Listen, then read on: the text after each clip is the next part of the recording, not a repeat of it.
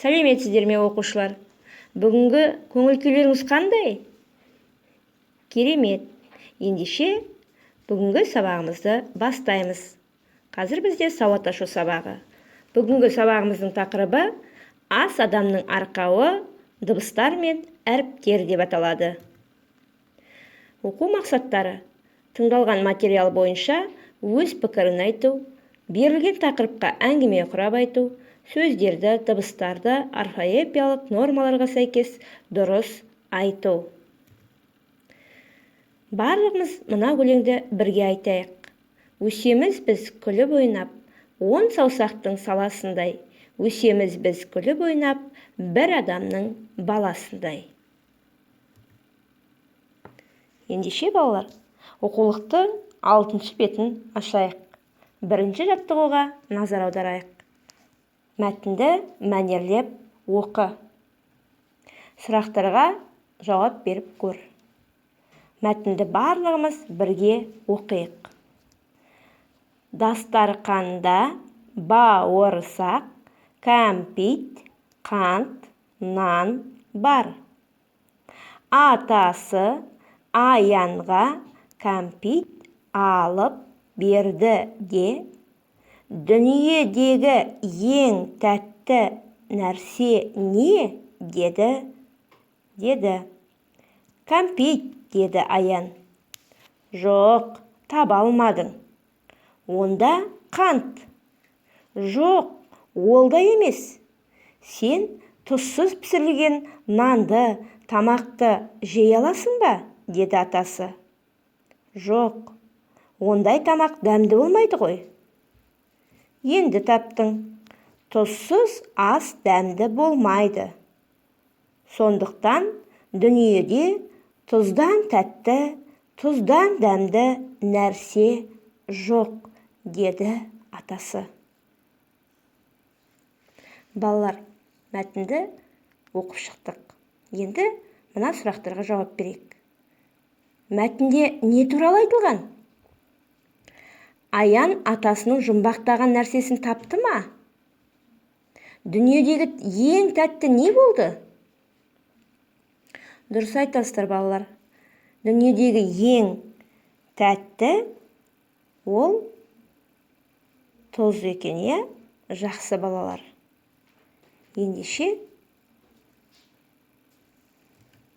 екінші жаттығуға назар аударайық. Дәптерімізді ашып, бүгінгі күнді жазамыз. 7 сәуір, класс жұмысы, 2 жаттығу. Тапсырмасы көркем жаз. Дәптерді көлбеу ұстаймыз, қолымызға қаламымызды аламыз, және берілген сөйлемді көру арқылы жазамыз. Балалар, жазып болса қаламымызды қоямыз. Сөйлем не туралы? Сөйлем тұз туралы екен. Яғни тұздың жаңағы бірінші жаттығудағы Аянның атасының айтқан әңгімесінің түйіні тұз астың дәмін келтіреді деген сөйлем екен. Жарайсыздар.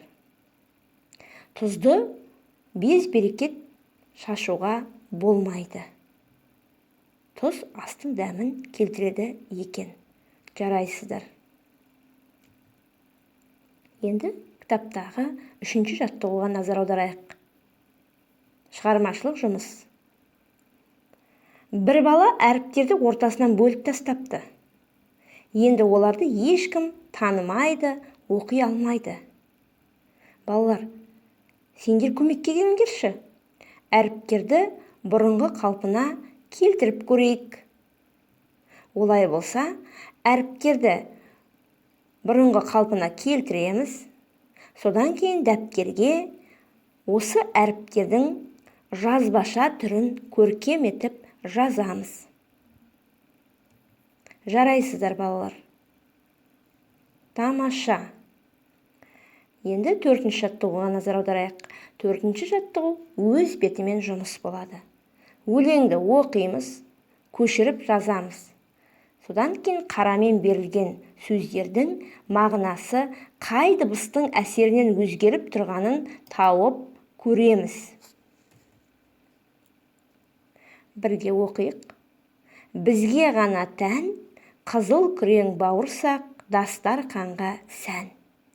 Өлең не туралы, балалар? Жарайсыздар, өлең бауырсақ туралы екен. Бауырсақты жақсы көресіздер ме? Дұрыс айтасыздар, бауырсақ қалай жасалады? Тамаша. Енді балалар, осы өлеңдегі қарамен жазылған сөздерді қарайық.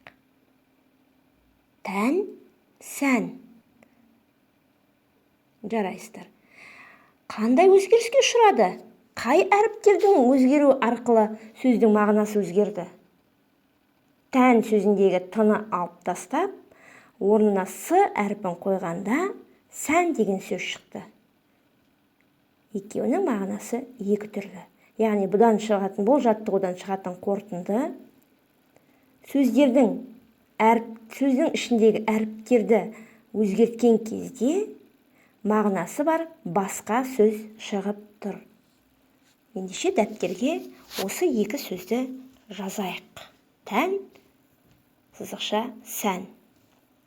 Жарайсыздар, балалар. Енді барымыз, орнымыздан тұрып, сергіп алайық. Орнымыздан тұрамыз, алақанды ұрамыз. Бір отырып, бір тұрып, тез шынығып шығамыз. Жарайсыздар, балалар. Орнымызға қайтадан отырамыз. Кітабымыздағы 5-ші жаттығуға назар аударайық.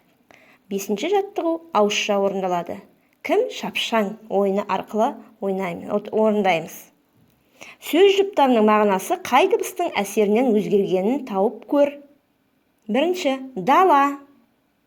Дала деген сөздегі д әрпін алып тастап, қ әрпін қойғанда қандай сөз шықты, балалар? Қала сөз шықты. Жарайсыздар. Қала деген сөздегі қ әрпін алып тастап, б әрпін қойғанда бала сөз шықты. Балалар, әріптердің орнына басқа әріпті қойған кезде басқа сөз шықты, басқа мағыналы сөз шықты. Дала дегеніміз ол кең дала. Қала ол не қала? Қала, біз қалада тұрамыз. Бала ол сіздер. Келесі, баба, бата, баға. Қай дыбыстар өзгерді? Дұрыс айтасыздар. Б әрпі, бірінші баба деген сөздегі екінші буындағы б әрпінің орнына т әрпін қосқанда бата деген сөз шықты. Келесі, бата сөзіндегі екінші буында т әрпінің орнына ға әрпін қойғанда баға деген сөз шықты. Яғни әрбір сөздің өзінің мағынасы бар. Келесі, ұн, үн. Қай әріп өзгеріске ұшырады? О, бірінші сөздегі ұн сөзіндегі о әрпінің орнына ö әрпін қойған кезде үн деген сөз шықты. Жарайсыздар. Тор, төр. Тор деген сөздегі о әрпінің орнына ö әрпін қойғанда төр деген сөз шықты. Сөз мағынасы өзгерді ме? Өзгерді. Яғни, балалар, міне, сөз мағынасы, егер әріптерді өзгерту арқылы сөз мағынасында өзгертуге болатынын білдік. Жарайсыздар, балалар. Бұл жаттығуды да тамаша орындадыңыздар. Ендеше, балалар, бүгінгі сабағымызды қорытындылайық. Бүгінгі сабақта біз не үйрендік? Қандай мәтінмен таныстық? Дыбысты не істейміз? Әріпті не істейміз? Сөз неден құралады екен? Тамаша, сөз әріптерден құралады екен. Ендеше үйге тапсырма. 7-ші беттегі 6-шы жаттығуды дәптерге берілген тапсырмасы бойынша орындаймыз. Балалар, сендерге өз беттеріңмен жұмыс жасауда табандылық пен төзім, жетістік тілеймін. Түсінбеген сұрақтарың болса, апайларың сендерге көмектесуге әзір. Осымен сабағымыз аяқталды. Сау болыңыздар. Мен сіздерден кері байланыс күтемін.